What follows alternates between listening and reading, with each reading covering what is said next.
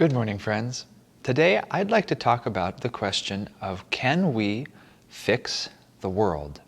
It's a big question, and one that I'm sure many of us are pondering at this time, given our global and national circumstances.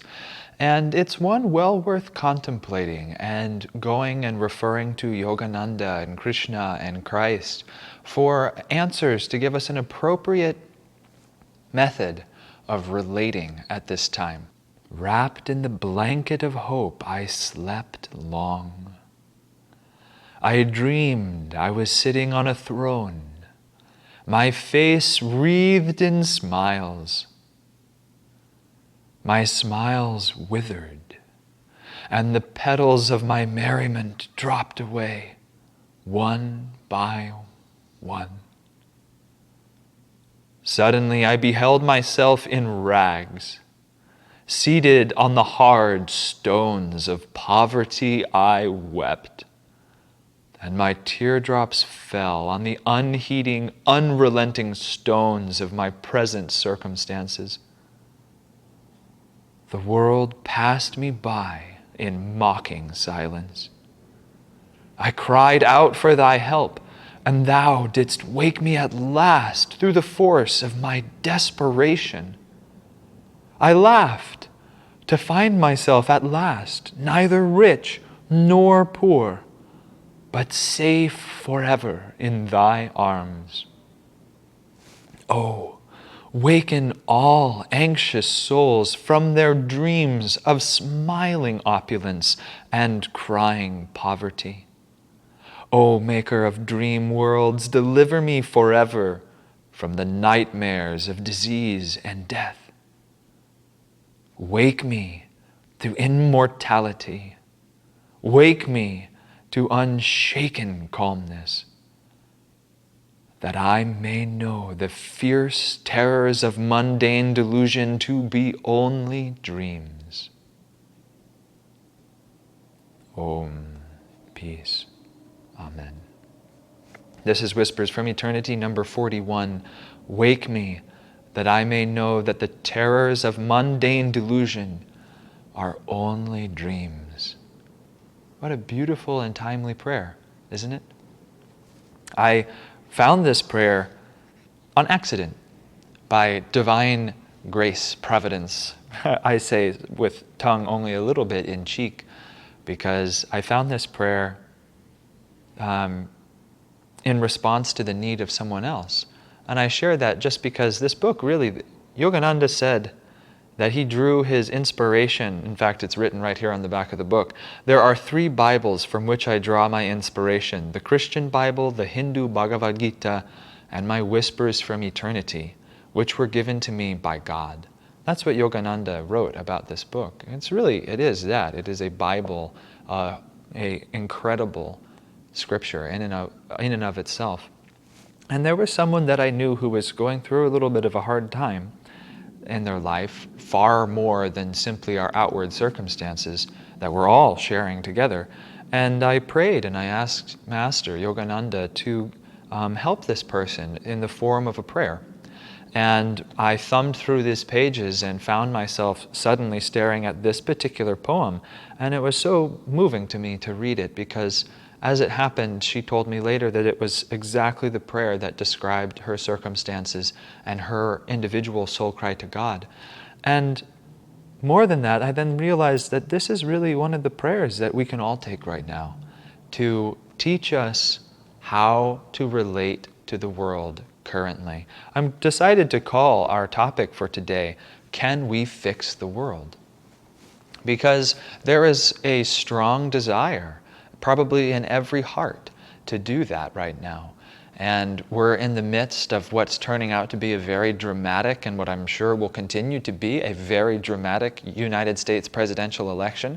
You know, it's like a great season finale of your favorite drama show, that it just sort of keeps going, and there's the tides change and this and that. And I'm not going to even bother talking about partisan tendencies or things like that, not at all, because the essence of what I'd like to share today is just a reminder to all of us that the world cannot be fixed.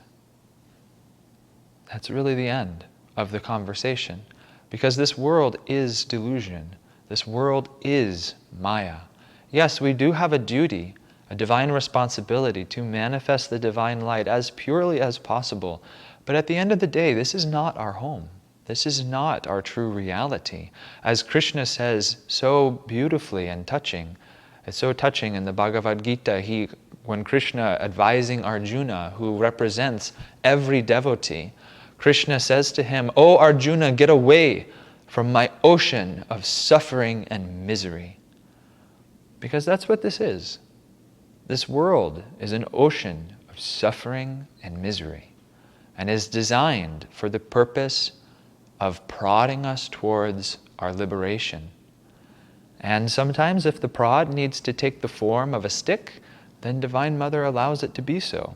But if this world were ever to become too perfect, it would lull us back to sleep. Already it's confusing enough, it's enticing enough. I'm so grateful that it's as painful as it is, otherwise we might never wake, as this prayer and as that chant so beautifully describes. From this dream, Lord, will you wake me? Will you wake me? And that's really what we're all in right now. So we're all in a terrible nightmare of mundane terrors. And the more we become tied in knots about our outward circumstances, the less power we have. And I don't necessarily mean power in the outside world, but I mean power over our own inner heart, power over our inner kingdom, which is really your first divine responsibility. Many people think that how we behave in the outward world and what we accomplish outwardly is the zenith of our life's potential. But truly, the inner kingdom of your own heart and your own consciousness is the treasure trove that is the envy of kings. And we need first to attend to that kingdom and then allow the blessings of your own heart's well-being to pour out into the world naturally. And this is what happens in the higher yugas. And that's what we're all being asked to do in a certain extent, to help be, channels for a new and higher age. But we have to get our order of operations correct, and we have to remember who's really in charge. And the only way to do that is to get in tune with the Creator, to remember that this world is just a dream. Now, this concept that the world is just a dream is a two-edged sword, because if approached only intellectually, it will dry out your heart and it will create apathy. What we need is to approach this philosophical reality with the deepest devotion of our hearts.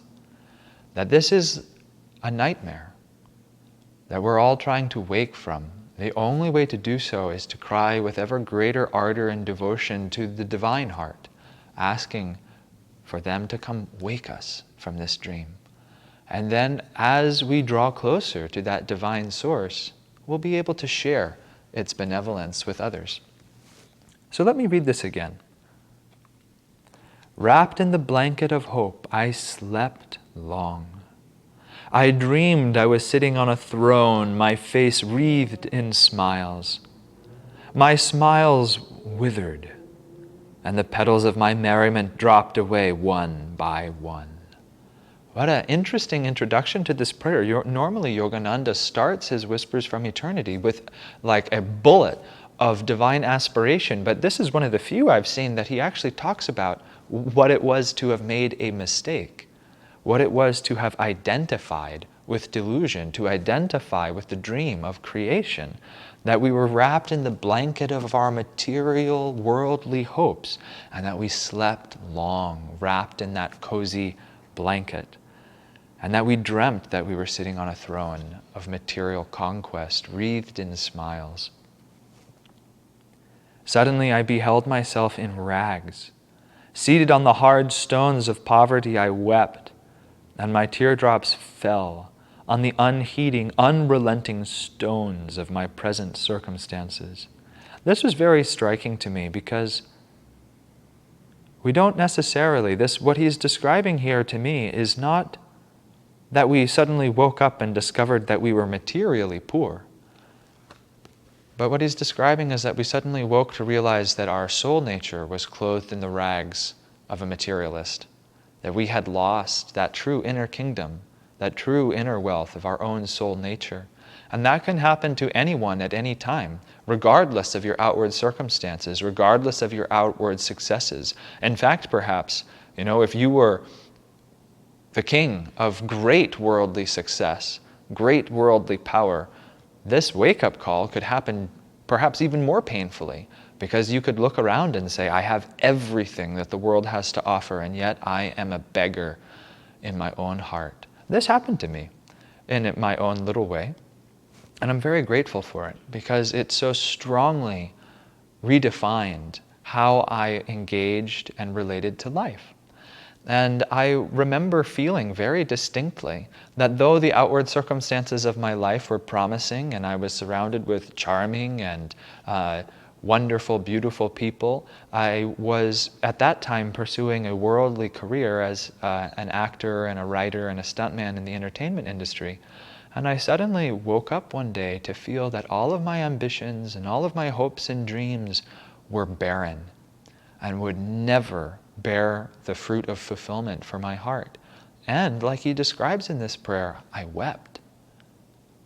And it was a deep grief, because all of my hopes and ambitions, my expectations and dreams were crumbling, like turning to sand in my fingers. And perhaps many of us, or perhaps some of us at this particular time, feel the same way about our world circumstances. That I'm young enough that I never really saw like a more functioning golden age of America. But perhaps you did. Perhaps you saw a time when things were better. And now you could feel that like what you used to know and love and hoped to see grow is now collapsing. This is a wonderful opportunity to explore the question then of what is our true reality. Seated on the hard stones of poverty, I wept. And my teardrops fell on the unheeding, unrelenting stones of my present circumstances. The world passed me by in mocking silence. Because the world has no antidote to this pain, to this grief, because it is the antithesis of what we're actually looking for. I cried out for thy help, and thou didst wake me at last through the force of my desperation. Wow. Well, that certainly echoes my experience. Through the force of my desperation. There's nothing wrong with being desperate with God. In fact, there's a real sweetness there and a real intimacy. When at last our little ego's walls like a sandcastle crumble, and we find ourselves so helpless in front of the oncoming waves of life's circumstances, our own desperation can drive us to the divine like never before. And it's a very humbling experience, because you really feel your own finitude, how tiny you really are in comparison to even the outward measurable world, but then also the immeasurable vastness of all creation and beyond. And there's a wonder that can happen there when we really approach God with that desperate humility, that soul cry. And when God responds, then, as I've shared before, we know that we live not alone. And that's really the turning point, when our lives begin to take a more direct route to happiness. And it's a thrilling one indeed. And the reason I say that is we should therefore not dull the edge of our desperation, but rather use it as a spiritual tool to keenly awaken your heart's yearning for the divine. So if you feel disturbed outwardly by the present circumstances of our world or your own life, don't repress that, but offer it unreservedly with all the force of your desperation at the feet of God. But then here's the caveat. Like Gyanamata said, change not my circumstances, Lord, change me. That we should pray with that silent desperation, not for the world to be fixed, but for our hearts to be fixed. I laughed to find myself at last neither rich nor poor, but safe forever in thy arms. What a wonderful promise. And again, I can attest to this truth, even just to the little limited experience of my own life. Before I surrendered my life more deeply to God's flow, I was always teeter-tottering between self-confidence, even borderlining arrogance, and total self-doubt and deprecation and lack of confidence. And it was amazing to see how quickly it could happen. That one moment it would be, like I said, almost arrogance, and the other it would be a despair at my own inattitude or my own inadequacies. And then I remember very distinctly this particular moment when I suddenly realized, oh my gosh, my value, my security, my confidence, my self-assurance has absolutely nothing to do with anything that I am outwardly. I could be the greatest success or I could be the greatest failure. But the only thing that gives me confidence, self-assurance, hope, peace, is that I know that I am a child of God. That's it. And that is something that can never be taken away from me. That is something that can never be changed. That is never conditioned by outward circumstances. It just is. And that, at last, is the bedrock for self-assurance and for self-realization. Oh, waken all anxious souls from their dreams of smiling opulence and crying poverty, because truly both, though they appear outwardly on the surface, are just two different octaves of the same suffering.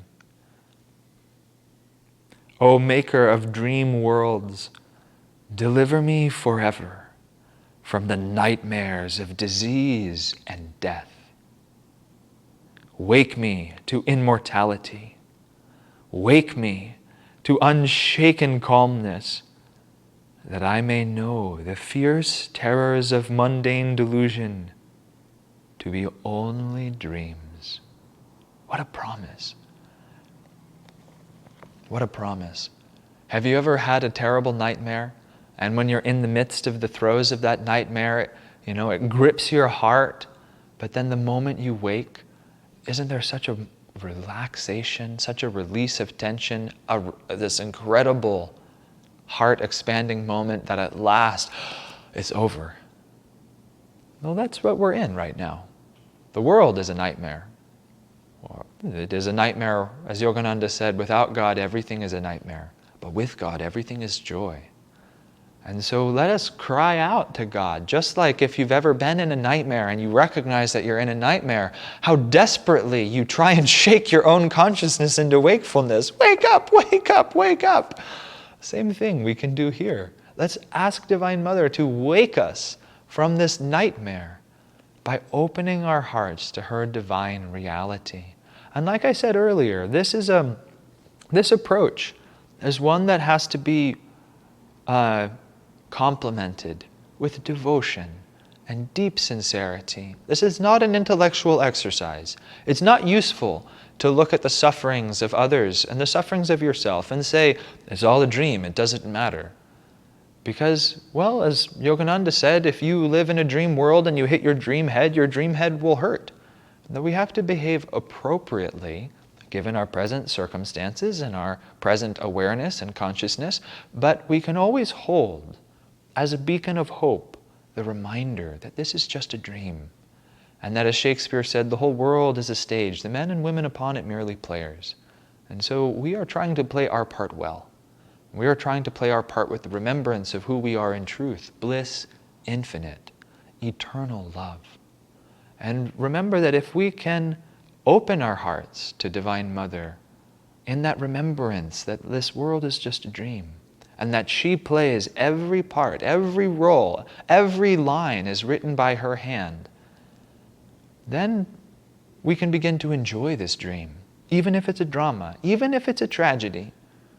And then we can practice that supreme trait of the yogi, non-attachment, that we can be in the world but not of it, and we can allow our hearts to expand ever increasingly and our inner awareness of her divine presence. So now, in conclusion, let's just sit up straight together and let's close our eyes. And I've had enough of words for today. Let's try and have an experience of this reality. So let's visualize together now a light at your heart center, at your heart chakra. Let's visualize a beautiful blue light there. And feel that blue light expanding to sever any knots of attachment, effortlessly dissolving any blockages, any anxieties or fears. And feel that this light is the inner awareness that this world is just a dream, and that Divine Mother is always with you. And feel that light expanding through your heart, purifying it through and through, until it effortlessly begins to fill not just your heart's cavity, but your entire body, filling also your brain,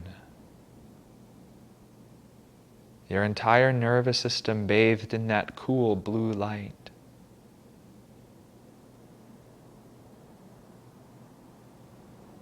And now I'll read this prayer one more time, and again feel that not just the words, but the silent understanding that they imply rings through the chambers of your inner heart. Wrapped in the blanket of hope, I slept long.